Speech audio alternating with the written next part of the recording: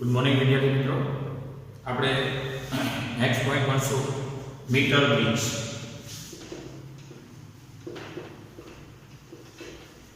લાસ્ટમાં તમે વિસ્ટર્ન બ્રિજ ભણી ગયા. આ વિસ્ટર્ન બ્રિજ ના સિદ્ધાંતો ને અનુસરતી પ્રાયોગિક ગોઠવણ છે, જેમાં આપણા લેબમાં કાટખૂણે વાળેલી ધાતુની બે પટ્ટીઓ અને એક સીધી પટ્ટી એમ કરીને ત્રણ પટ્ટીઓ હોય છે. આ પહેલી કાટખૂણે વાળેલી બે પટ્ટીઓ, બીજી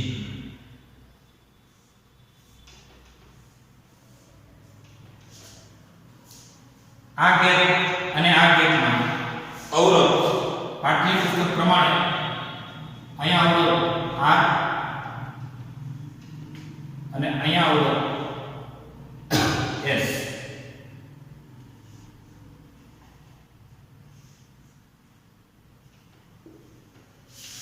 ત્યાર પછી નામ છે મીટર બ્રિજ. આપણે વૈજ્ઞાનિક નથી. મીટર બ્રિજમાં 1 મીટર લંબાઈનો એક તાર રાખેલો છે. આવા કોઈ કોન્સ્ટન્ટ ટર્મ જેવી મિશ્ર ધાતુને યોગ્ય આધાર પર 1 મીટર લંબાઈનો તાર રાખેલો છે. આ L બરાબર 1 મીટર થયું, એટલે કે 100 સેન્ટીમીટર. 1 મીટર એટલે કે 100 સેન્ટીમીટર લંબાઈનો એક તાર છે. આ તારને પેરેલલ એક સ્કેલ રાખેલી છે.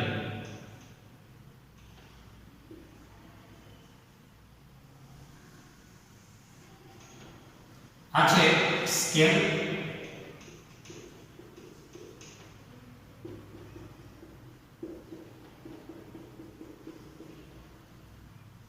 આ છે તાર અને આ છે ધાતુની પટ્ટીઓ.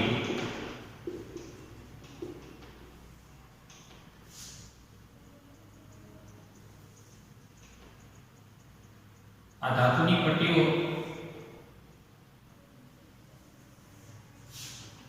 ત્રણ ધાતુની પટ્ટીઓ છે, બે કાટખૂણે વાળેલી, એક સીધી. વચ્ચેના બે ગેપમાં અવરોધ R અને S છે. અહીં 1 મીટર લંબાઈનો સ્કેલ છે. સ્કેલને પેરેલલ એક ધાતુનો તાર છે, જે મિશ્ર ધાતુનો તાર છે. તાર હતો મિશ્ર ધાતુનો, એટલે કે કોન્સ્ટન્ટ જેવી વધુ અવરોધ ધરાવતી ધાતુનો તાર છે. આ સિવાય બાહ્ય બેટરી. આ બેટરી અને આ કળ છે. બેટરીનો EMF કળ K અને આ પરિપથ પૂરો કરેલો છે AC અને આ પ્રવાહની દિશા છે.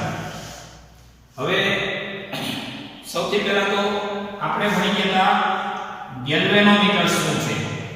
જો ગેલ્વેનોમીટર છે ને એ સૂક્ષ્મ પ્રવાહની હાજરી નોંધતું ઉપકરણ છે. ગેલ્વેનોમીટર એ સૂક્ષ્મ પ્રવાહની હાજરી નોંધતું ઉપકરણ છે. તો આ ગેલ્વેનોમીટર દ્વારા આપણે ગેલ્વેનોમીટરનો એક છેડો અહીંયા જોડી દઈશું, જે પાઠ્યપુસ્તક પ્રમાણે બિંદુ D પર. ABCD નામ પાઠ્યપુસ્તક પ્રમાણે યાદ છે તો ભલે, બાકી કાંઈ વાંધો નહીં. જ્યારે ગેલ્વેનોમીટરનો બીજો છેડો એ આપણે આ ધાતુની પટ્ટીઓ છે એટલે અહીં કઈ હવે જરૂર નથી. ગેલ્વેનોમીટરનો બીજો છેડો એ તાર પર રાખશું અને જોકી સાથે જોડી દઈશું. આ છે જોકી.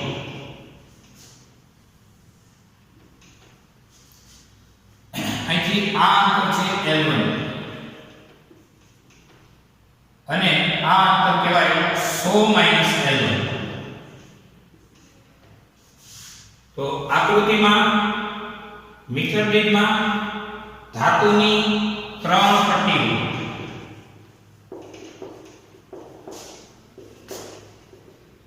આ 3 પટ્ટીઓ કે જેમાંથી 2 કાટખૂણે વાળેલી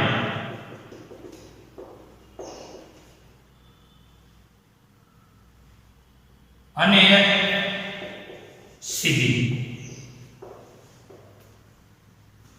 આ પટ્ટીની આ ગેપમાં R અને S આવા બે અવરોધો છે. અહીંયા જે ગેલ્વેનોમીટર છે, ગેલ્વેનોમીટરનો એક છેડો એ સીધી પટ્ટી સાથે કોન્ટેક્ટ કરાવેલો છે, એટલે કે જોડેલો છે, અને બીજો છેડો જોકી સાથે જોડેલો છે. હવે જ્યારે બેટરી ઓન હોય આ દરમિયાન પ્રવાહ પસાર થાય અને પ્રવાહ પસાર થાય ત્યારે વિસ્ટન બ્રિજ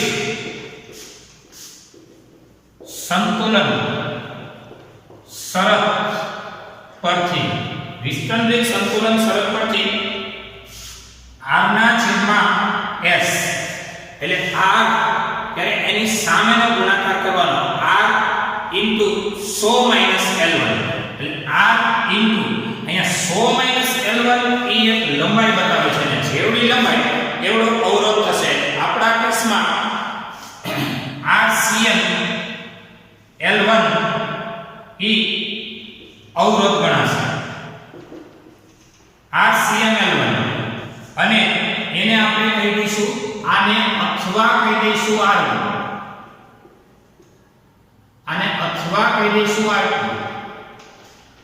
આટલા પાર્ટના આ અવરોધને આપણે કહી દઈશું R3. અહીંથી અહીંયા સુધીના લંબાઈના ધાતુના તારના અવરોધને આપણે અહીંયા સમજવા માટે કહી દઈશું R4. તો R3 એટલે મેં કીધું RCM L1 RCM L1 એટલે આપણો R4 અને R3 એટલે RCM into 100 L1 આખો L1 એ R4 અને 100 L1 RCM 100 L1 એ R3. તો આપણે ગણતરી કરીએ કે એકમ લંબાઈમાં અવરોધ હોય ને એ એની અવરોધકતા એકમ લંબાઈ દીઠ અહીંયા અવરોધ એટલે આમ જુઓ તો એકમ લંબાઈ દીઠ એટલે L અને આ બેના ગુણાકારને જ અવરોધ કીધો છે. આપણે અહીંયા સંજ્ઞા બદલાવેલી છે. આપણે અહીં એકમ લંબાઈ દીઠ અવરોધ એને RCM કીધો છે. તો RCM એટલે એકમ લંબાઈ દીઠ અવરોધ આના પરથી R એટલે RCM L થશે. એટલે મહત્વનું સમીકરણ આ છે. RCM L શું છે? RCM એટલે એકમ લંબાઈ દીઠ અવરોધ એને RCM કહેવાય. R ને કહેવાય RCM L. તો R તમારી પાસે અવરોધો 4 છે. એક R પહેલો અવરોધ R, બીજો અવરોધ S, ત્રીજો અવરોધ એ RCM 100 L1 અને ચોથો અવરોધ એ RCM L1.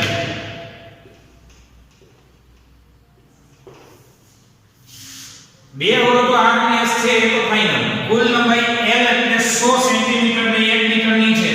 હવે જ્યારે ગેલ્વેનોમીટર સાથે જોડેલી જોકી તાર ઉપર સરકીને જે રીતે તટસ્થ થાય આ વખતે શું થાય તો કે આ વખતે ગેલ્વેનોમીટરમાં પ્રવાહ દર્શાવે નહીં.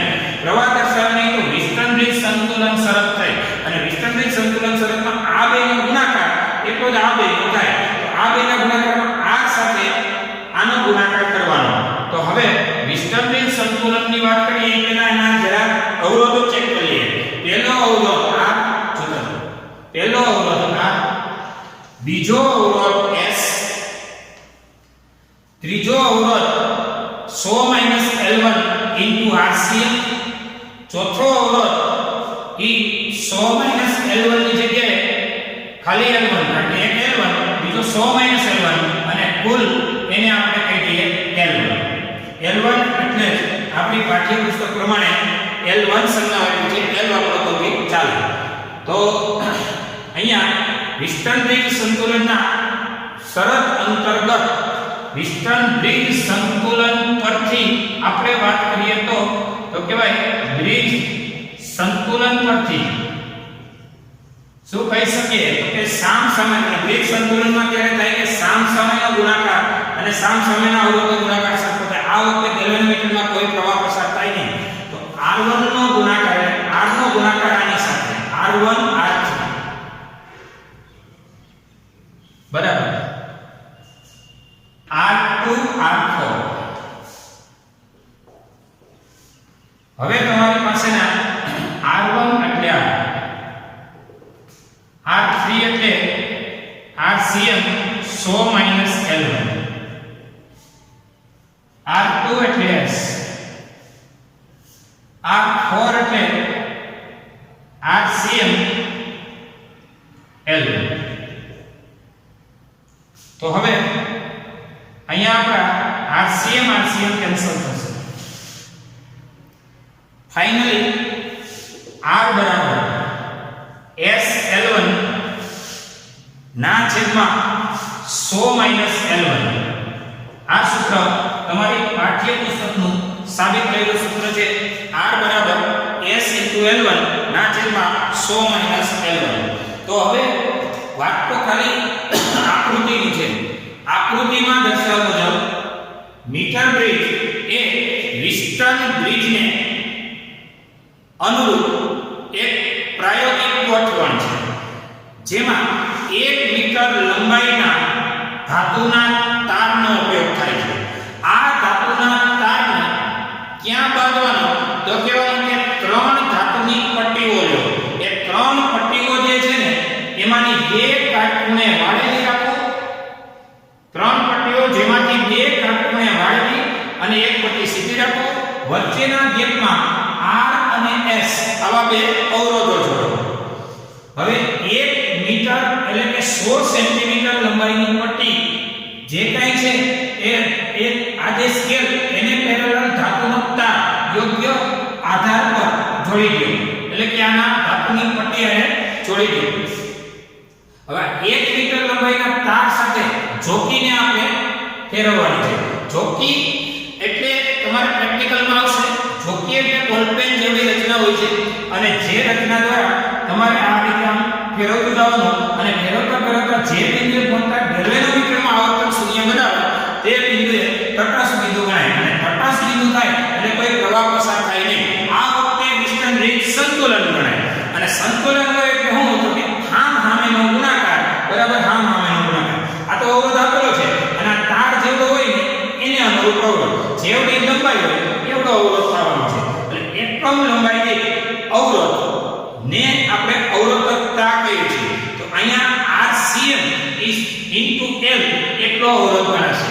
તો R એટલે RCM એટલે અહીંયા ટુકડો થાય ને તેમાં એ R એટલે RCM into L અને પછીનો જે R થાય ને એમાં RCM into L1 અહીંયા RCM into 100 L1. તમારે 4 પોઝિશન જોવાની છે. એક R1 R2 ની, ત્યાર પછી R3 R4 ની. R3 માં સમાવેશ થાય RCM 100 L1 અને R4 માં સમાવેશ થાય RCM L1. એટલે આ ચારે ચાર અવરોધો પેલા મેળવતા શીખો. આ બંને તો આપેલા છે અને આ બંને છે ને એ તમારે અહીં ગણતરીથી વિચારવાના છે. અને ગણતરીમાં એકમ લંબાઈ દીઠ અવરોધ જેને કહેવાય RCM. એટલે R બરાબર RCM L. આ સૂત્ર પરથી R3 અને R4 ને જાણીતા મૂલ્ય બનાવી વિસ્ટન બ્રિજ સંતુલન પરથી સામ સામેના અવરોધોનો ગુણાકાર બરાબર સામ સામેના અવરોધોનો ગુણાકાર થશે. અને પછી 1 2 3 અને 4 આ ચારે ચાર રેઝિસ્ટન્સ ને મૂકી અને જે તમને મળશે એ ફાઇનલી R નું આ સૂત્ર મળશે. R બરાબર S L1 ના છેદમાં 100 L1. જરા નજર કરી લો.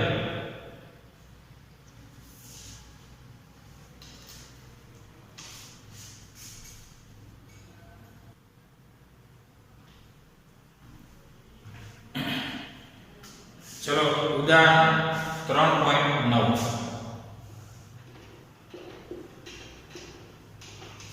એવું કીધું છે એક મીટર બ્રિજમાં એથી 33.7 સેન્ટીમીટર આગળ તટસ્થ બિંદુ એટલે કે નલ પોઈન્ટ મળે છે. એટલે આકૃતિ તમારે જોવાની છે 3.27 મતલબ આપણે હમણાં જે ભણી ગયા હતા આવી કાટખૂણે વાળેલી ધાતુની બે પટ્ટીઓ છે, વચ્ચે એક પટ્ટી સીધી છે. કાટખૂણે વાળેલી ધાતુની બે પટ્ટીઓ, વચ્ચેની સીધી પટ્ટી. અહીંયા અવરોધ છે F R, અવરોધ R, અને અહીંયા અવરોધ છે S.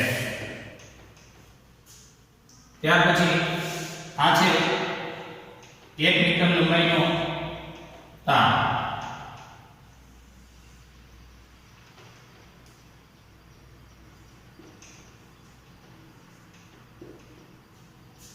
આ L 100 સેન્ટીમીટર. અહીંયા આપણી પાસે રકમાંક છે 33.7 સેન્ટીમીટર આગળ તટસ્થ બિંદુ જોવા મળે છે. તો આ L1 તમને આપ્યું છે 33.7 સેન્ટીમીટર. આ L1 કહેવાય. આ બંનેને આ બાહ્ય બેટરી અને આ છે ગેલેવેન. આ જો 3.9 ઉદાહરણમાં જો મીટર બ્રિજમાં A થી A એટલે આ છેડા A થી L1 એટલે કે 33.7 સેન્ટીમીટર આગળ તટસ્થ એટલે કે સંકલન બિંદુ જોવા મળે. હવે જો S ને સમાંતર 12 ઓહ્મનો અવરોધ જોડવામાં આવે તો 51.9 સેન્ટીમીટરે તટસ્થ થાય છે. જો S ને સમાંતર R બરાબર 12 ઓહ્મ નો અવરોધ જોડવાથી હવે તટસ્થ બિંદુ A થી 51.9 સેન્ટીમીટરે જોવા મળે છે. તો R કેટલા ઓહ્મ અને S કેટલો? આ આપણી ગણતરી છે.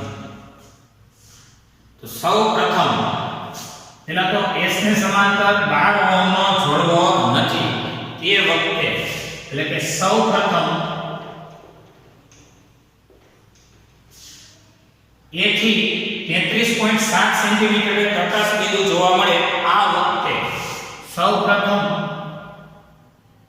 L1 બરાબર 33.7 સેન્ટીમીટર વખતે મીટર બ્રિજ સંતુલન શરત પરથી કઈ શરત? તો કે R ના છેદમાં S બરાબર આપણે લાસ્ટમાં મેળવ્યું હતું R ના છેદમાં S બરાબર L1 ના છેદમાં 100 માઈનસ L1. તેથી R ના છેદમાં S બરાબર L1 તમારો 33.7 છે. આ સૌ પ્રથમ માહિતી છે. L1 તમારો 33.7 છે. જ્યારે 100 માઈનસ 33.7 એટલે કે R ના છેદમાં S બરાબર 33.7 ના છેદમાં આ બાદ બાકી થશે 66.3. એટલે આ સૌ પ્રથમ તમારે આપેલ આકૃતિ પરથી થી. પણ હવે શું કરશું? તો કે જો અહીંયા લખ્યું છે કે જો S ને સમાંતર 12 ઓહ્મનો અવરોધ જોડવાથી હવે S ને સમાંતર 12 ઓહ્મનો અવરોધ જોડવાથી સમતુલ્ય અવરોધ જેને આપણે કહીશું S ઇક્વિવેલન્ટ. સમતુલ્ય અવરોધ S ઇક્વિવેલન્ટ. અહીં S દેખાય ને એને સમાંતરમાં અહીંયા આપણે જોડી દઈશું 12 ઓહ્મનો અન્ય અવરોધ. S ને સમાંતર 12 ઓહ્મનો અવરોધ જોડો એટલે કે 12 ગુણ્યા S ના છેદમાં 12 વત્તા S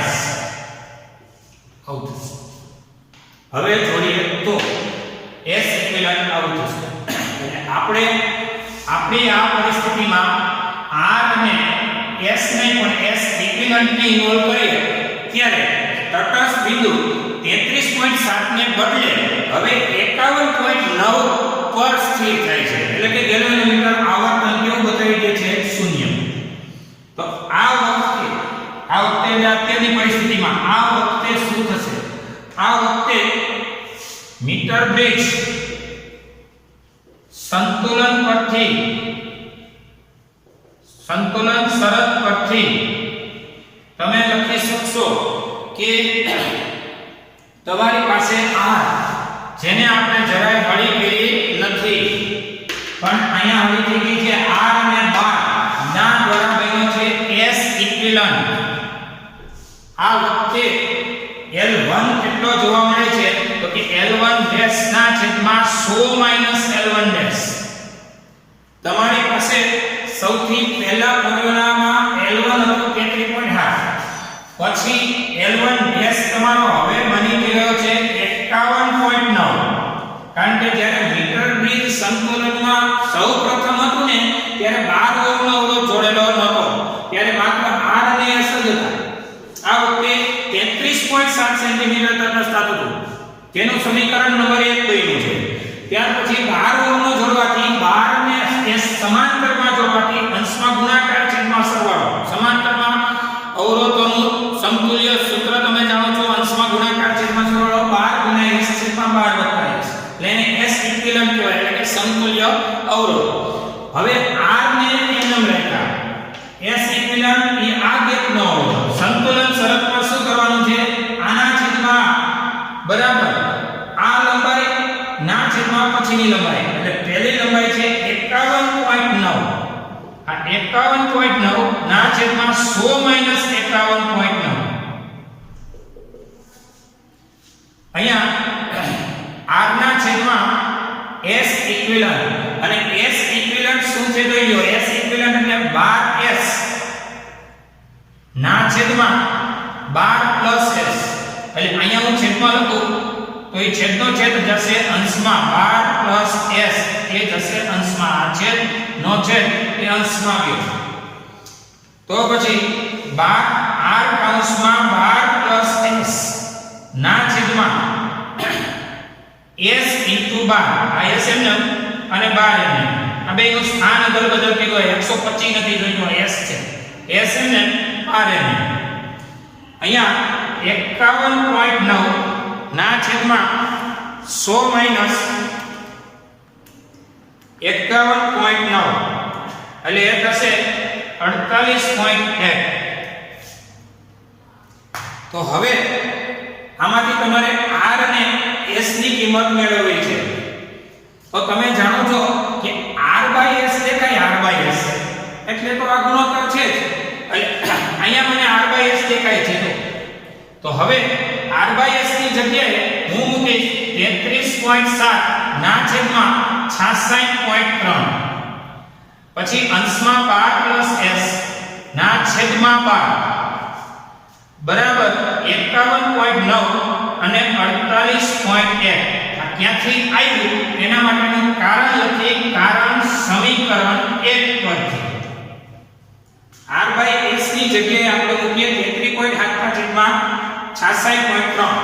હવે એમાંથી ચોકડી ગુણાકાર જે કંઈ થશે એ આગળ વધારીએ. તો હવે આ બેનો ગુણાકાર, આનો કૌંસ બોલો, 33.7 ગુણ્યા 12, એટલે એ થશે 404.4, 404.4 વત્તા 33.7S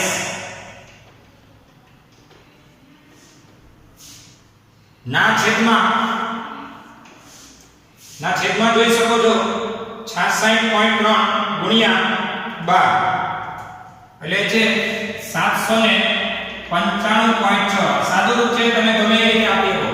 પહેલી સાઈડ જો 51.9 ના છેદમાં 48.1, એટલે એ થશે 1.079. રાઉન્ડ અપ કરીને 1.08 પણ લખી શકો છો. રેડી? હવે આમાંથી S મેળવીએ, એટલે કે આને આમ જવા દો, એટલે 1.079 એને ગુણ્યા 795.6 એટલે એ થશે 858.45 આવે ગુણાકાર અહીં વધશે 404.4 અને આ થાય 33.7 ઇન્ટુ s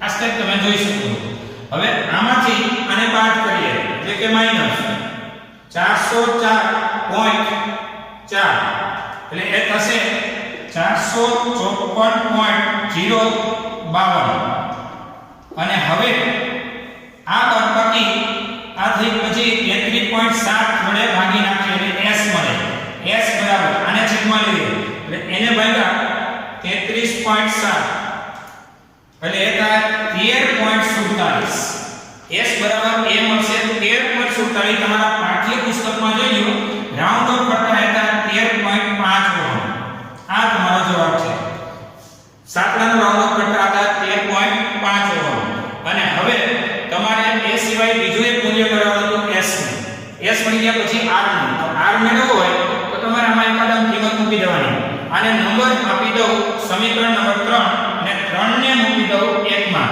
તેથી r s s એટલે કોણ તો કે આવડો 13.5 અને બરાબર 33.7 ના છેદમાં 66.3 ફાઇનલી તમને r નો સાદો ગુણાકાર ભાગ્યા આટલા એટલે કે 33.7 ના ગુણ્યા 13.5 ના છેદમાં 66.3 બધું થતા 6.86 ઓહમ આ તમારો r નું મૂલ્ય મળી ગયું 6.86 ઓહમ આ બે જવાબ પાઠ્ય પુસ્તક આએ મેચ કરી શકો છો આ તો ડિસ્ટન્સિંગ સૌપ્રથમ ગેટમાં r અને s હોય આ વખતેની સ્થિતિ 1 સૌપ્રથમ કીધું ન્યાવલી સમીકરણ ત્યારબાદ હવે હું કરવાનું તો હવે હળી કરવાની ક્યાં તો કે r ને સમાંતર અન્ય એક અવરોધ ઉમેરી દો 12 ઓહમ જોડી દો ત્યાં સમાંતર જોડાણમાં તમે કહો કે અંશમાં ગુણાકાર છેદમાં સરવાળો અવરોધનો 1/r બરાબર 1/r1 1/r2 પરથી બરાબર આ s ઇક્વિવેલન્ટ થઈ ગયો હવે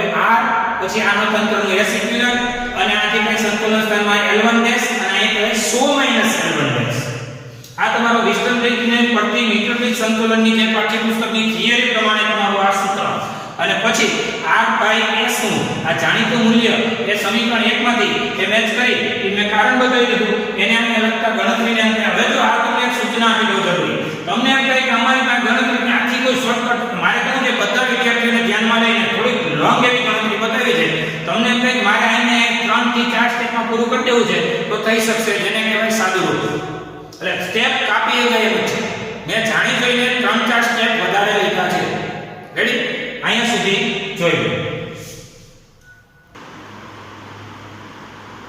ચલો જો સ્વાધ્યાય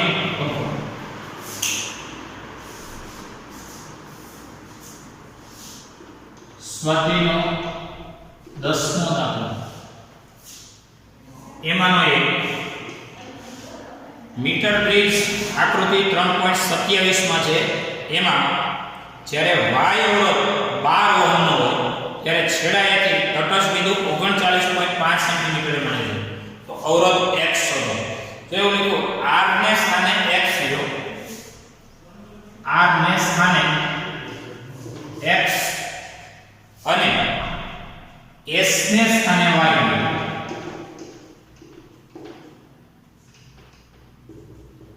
આવ રકમ છે તો પહેલા આપણે દોરી લઈએ આ છે ધાતુની બે પટ્ટીઓ અને આ એક સીધી પટ્ટી આ છે આ છે s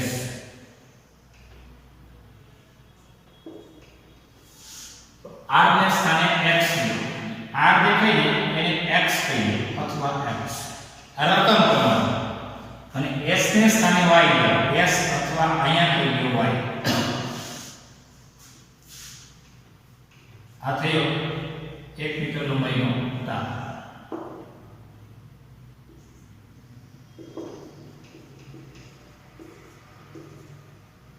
આ છે બેટરી આ ખડ અને આ પરિપથ પૂરો કર્યો છે અને આ છે ધાતુની પટ્ટી. સોરી, આ બે સ્કેલ છે. આકૃતિ ફટાફટ જોઈએ તો r ને સ્થાને x લીધો, s ને સ્થાને y લીધો. જ્યારે y 12.5 ઓહમ હોય, y બરાબર 12.5 ઓહમ, ત્યારે છેડા એથી તટસ્થ બિંદુ 39.5 સેન્ટીમીટર મળે છે. છેડો એ અહીંથી આ આટલે મળે છે અને તટસ્થ બિંદુને કેવો અંતરને L1 L1 39.5 સેન્ટીમીટર મળે છે. તો અવરોધ x શોધો. તો અવરોધ x શોધો. પેલા આ ગણતરી જોઈ લઈએ. તો કહેવાય આકૃતિ પરથી આપણો આ જે ગેલ્વેનોમીટર અને આ અહીંયા તટસ્થ બિંદુ, તટસ્થ બિંદુને કહેવાય નલ પોઈન્ટ. તો આકૃતિમાં તમે જોઈ શકો છો, આકૃતિ પરથી મીટર બ્રિજ સંતુલનમાં છે હોવાથી r ના છેદમાં s બરાબર, હવે થિયરી પ્રમાણે r ના છેદમાં s બરાબર L1 ના છેદમાં 100 માઈનસ L1. તો અહીંયા r એટલે x, અહીં r બરાબર x તથા s બરાબર y હોવાથી x ના છેદમાં y બરાબર L1 એટલે કે 39.5 ના છેદમાં 100 માઈનસ 39.5 એટલે કે x ના છેદમાં y બરાબર 39.5 ના છેદમાં 100 માઈનસ 39.5 કરો એ થશે 60.5. તો અહીં x કેટલો, અહીંયા y નું મૂલ્ય છે 12.5, y ની જગ્યાએ 12.5. ફાઇનલી x બરાબર આને આમ લાગ્યું અને છેદમાં આટલા, એટલે કે આમ જાય કે 39.5 ગુણ્યા 12.5 ના છેદમાં 60.5 બધુંય થઈને 8.16 ઓહમ, એટલે કે રાઉન્ડ ઓફ માં લખો 8.2 ઓહમ. 6 નો રાઉન્ડ ઓફ કરો એટલો થઈ જાય. બરોબર, આ x મેળવો. અહીંયા આપણો એક વિભાગ પૂરો થયો. એમાં વાંચો, શા માટે વિસ્ટર્ન બ્રિજ અથવા તો મીટર બ્રિજમાં અવરોધો વચ્ચેનું જોડાણ જાડી ધાતુની પટ્ટીથી કરવામાં આવે છે? આપણો પ્રશ્ન એવો છે કે શા માટે ધાતુની જાડી પટ્ટીથી જોડાણ કરવામાં આવે છે? તો કે ધાતુની જાડી પટ્ટીથી જોડાણ કરવાથી જેમની ગણના થતી ન હોય તેવા જોડાણ અવરોધોને લઘુત્તમ કરવા માટે, જેમની ગણના થતી ન હોય તેવા અવરોધો ને લઘુત્તમ કરવા માટે ધાતુની જાડી પટ્ટીઓ વપરાય છે. જેમાં મીટર બ્રિજમાં, આ તમારું મીટર બ્રિજ છે. મીટર બ્રિજમાં ધાતુની જાડી પટ્ટીઓ 3 વપરાણી છે અને 3 પટ્ટીઓમાં 2 કાટખૂણે વાળેલી અને એક સીધી છે. તો શા માટે જાડી પટ્ટીઓ વપરાણી? કારણ કે જેમની ગણના ન થતી હોય ને એવા અવરોધ, એટલે કે અવગણ્ય અવરોધોને મિનિમાઇઝ કરવા, એટલે કે હાવ નહિવત કરવા આ ધાતુની જાડી પટ્ટીઓ વપરાય છે. જાડી પટ્ટીઓને કારણે શું થાય? તો કે અવગણ્ય એવો નાનો અવરોધ હોય ને એને આપણે ગણતરીમાં ઇન્વોલ્વ કરવાની કોઈ જરૂર રહેતી નથી, એટલે ધાતુની જાડી પટ્ટી વપરાય છે. આ એનું મુખ્ય કારણ છે અને આ અજ્ઞાતનો x છે. અહીંયા સુધી જોઈ લો.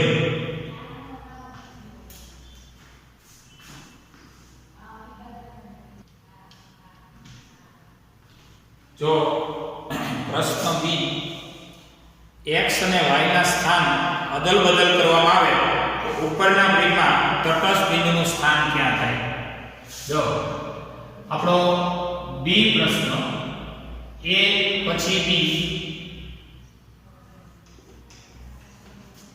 x અને y ના સ્થાન અદલ બદલ કરવાથી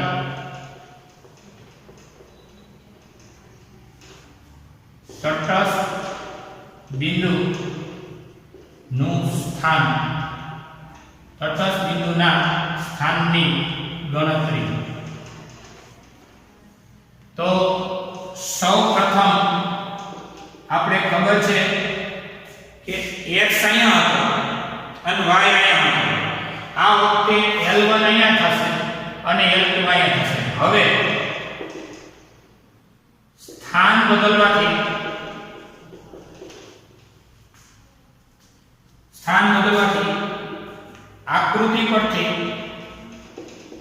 આકૃતિ પરથી બિંદુ A થી L1 એટલે 60.5 સેન્ટીમીટર અંતરે તથા L2 100 L1 એટલે કે 100 60.5 એટલે કે 39.5 સેન્ટીમીટર અંતરે તટસ્થ થશે. આખા તટસ્થ બિંદુના સ્થાન ક્યાં થશે તો કે x અને y ના સ્થાન બદલવાથી એક સમયે L1 39.5 નો હતો એ હવે L1 થઈ જશે 60.5 અને એક સમયે L2 60.5 નો હતો એ હવે થઈ જશે 39.5. એટલે આકૃતિ પરથી એ તટસ્થ બિંદુનું સ્થાન એ બિંદુથી ક્યાં આવી જશે 60.5 સેન્ટીમીટર.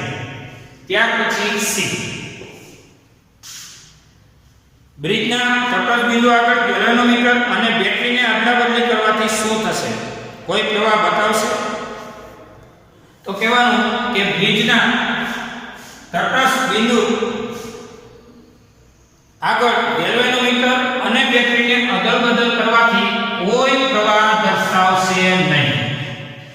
કારણ કે શબ્દ છે તટસ્થ બિંદુ અને તટસ્થ બિંદુ હોય ને તટસ્થ બિંદુ એટલે વિસ્તરણિક સંતુલનમાં સામસામેના અવરોધો અને સામસામેના અવરોધો સમાન થઈ જતા હોય. આ વખતે ગેલેનોમીટર રાખો કે બેટરી રાખો કોઈ પ્રવાહ એમાંથી એ બાહ્ય બેટરી દ્વારા અહીંયા ગેલેનોમીટર હોય તો ભલે અહીંયા અન્ય બેટરી રાખો કે ભલે આ બેટરી દ્વારા આ સ્થાને કોઈ પ્રવાહ દર્શાવશે નહીં. એટલે ગેલેનોમીટર G કે બેટરી ગમે તે માંથી કોઈ એક રાખો. ક્યાં સ્થાને તો કે G ને સ્થાને G રાખો અથવા બેટરી રાખો. તો બાહ્ય બેટરી દ્વારા તટસ્થ વખતે આ અવરોધો અને આ અવરોધો સમાન થવાથી અહીંયા કોઈ પ્રવાહ પસાર થશે નહીં. ગેલેનોમીટર એ તો પ્રવાહ માપક યંત્ર થયું અને બેટરી એ પ્રવાહ માપક નથી પણ બેટરી એ બે છેડા વચ્ચે વિદ્યુત સ્થિતિમાન તફાવત પૂરો પાડતો ઉપકરણ થયું. છતાં પણ એ અહીંયા આ વખતે આ બિંદુ અને આ બિંદુ વચ્ચે વિદ્યુત સ્થિતિમાન સમાન થઈ જશે. અહીંયા અને અહીંયા આ બે બિંદુ વિદ્યુત સ્થિતિમાન સમાન થઈ જાય આમાં કોઈ પ્રવાહ વહેશે નહીં. એટલે આપણે એ ગણતરી કરવાની હતી કે તટસ્થ બિંદુ આગળ ગેલેનોમીટર અને બેટરીને અદલાબદલી કરવાથી શું થાય તો તટસ્થ બિંદુ આગળ આ રીતે કોઈ પ્રવાહ વહે નહીં તો એનાથી કોઈ માહિતી આગળ વધશે નહીં. એટલે અહીંયા આપણું આ 3.10 નો દાખલો એ પૂરો થાય છે. જોઈ લો.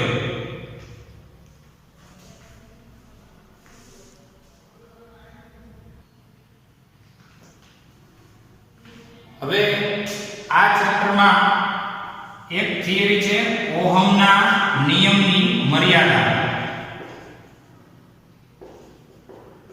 આ થિયરી આપણે લોકો સેમિકન્ડક્ટર ચેપ્ટર ચાલશે ને સેમિકન્ડક્ટર એ વખતે એને આપણે ડીપમાં ભણશું ત્યારે જ માહિતી વધુ મળશે ડાયોડ અને એના ઉપયોગો દ્વારા. સેમિકન્ડક્ટર વખતે ભણી લઈશું હાલમાં નહીં. અને બીજી થિયરી છે પોટેન્શિયોમીટર. પોટેન્શિયોમીટર થિયરી એ તમે પ્રેક્ટિકલ કરશો ને એના પછી તમને એકદમ ઈઝી થઈ જશે સમજવી, અને પછી આપણે એને ગણતરીમાં અને સમજીને નિરાતે આગળ વધારી દઈશું. પોટેન્શિયોમીટર પ્રેક્ટિકલ પછી થાય. ઓહમના નિયમની મર્યાદા એ સેમિકન્ડક્ટર ચેપ્ટર આવશે ત્યારે થાય. હવે આના પછીના લેક્ચરમાં આપણે ચોથું ચેપ્ટર સ્ટાર્ટ કરીશું. આ બંને બાબતોની નોંધ લેવી. ઓહમના નિયમની મર્યાદા સેમિકન્ડક્ટર આવશે ત્યારે ડીપમાં જશે, અને પોટેન્શિયોમીટર ની આપણી અહીંયા પ્રેક્ટિકલ આવી ગયા પછી તમને વધુ માહિતી મળશે, ડીપમાં માહિતી. હવે આપણે આપણી ડેઈલી ટેસ્ટ નોંધી લઈએ. ડેઈલી ટેસ્ટમાં તમારું ઉદાહરણ નંબર 9 અને સ્વાધ્યાયનો